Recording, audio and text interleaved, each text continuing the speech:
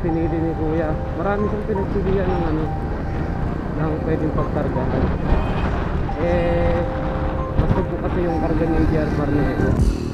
Bihira ka lang makakakita ng mga karga na nagpi-Philippine Looper, diba?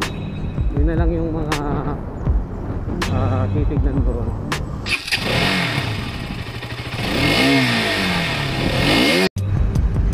Yung nakaraan kasi yung araw, daming problema nangyari. Yung walang ma-upload yung 195cc ni Kuya na PCX 160. Yung dinala namin sa Caloocan sa GR Barnedo.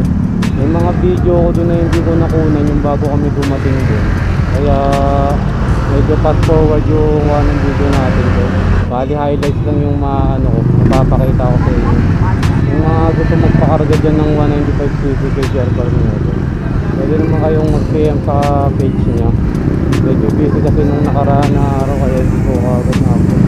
Marami kasi nagtatanong simula nung nag-trending yung video na may bandang hari. Kasi nagtatanong sa akin yung clip na yun, actually kay Kuya yun, kay Kuya yung video na yun.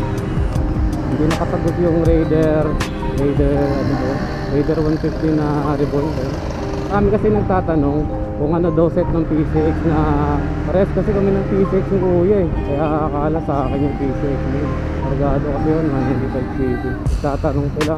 Sabi ko nga, CVT set only lang yun, tsaka all stock lang eh. Short video lang naman yung papakita ako dun. Tapos, kung gusto nyo magpakarga ng 195cc, yan yung si GR Barnedo. Taga Caloocan nyo.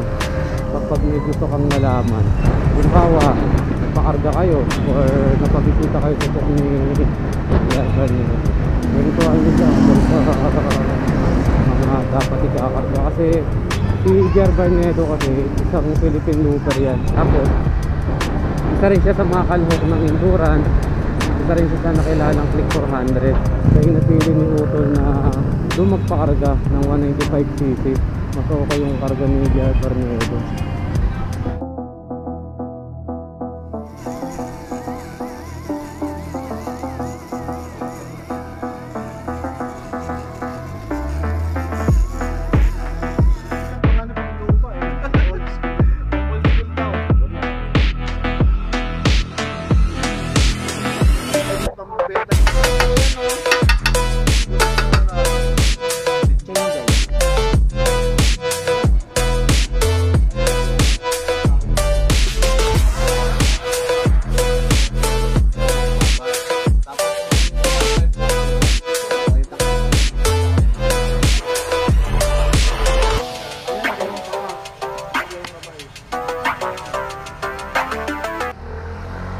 PCX ni GR Barnedo.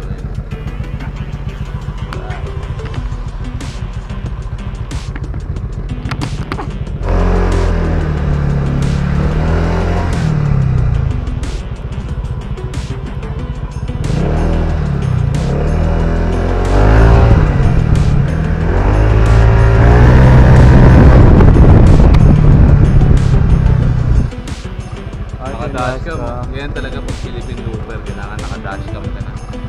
Ayun, RPM siya, ayun o. Tsaka, yan pa, may replay, settings, Bluetooth. Pwede ka na mag-navigate dyan, ang galing. Pinakamalupit dyan yung camera. Touchscreen na rin siya o. Oo, tangina, ganda, linaw. Ewan ko, kita sa video guys. Pero linaw yun guys o. Sa likod pala yan, yan. Ayan. Kita yung tao sa likod.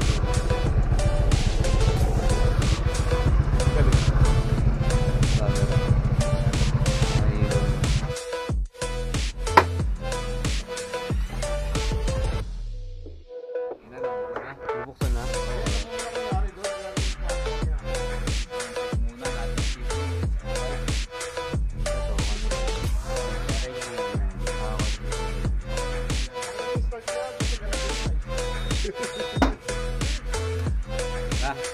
Moment of truth.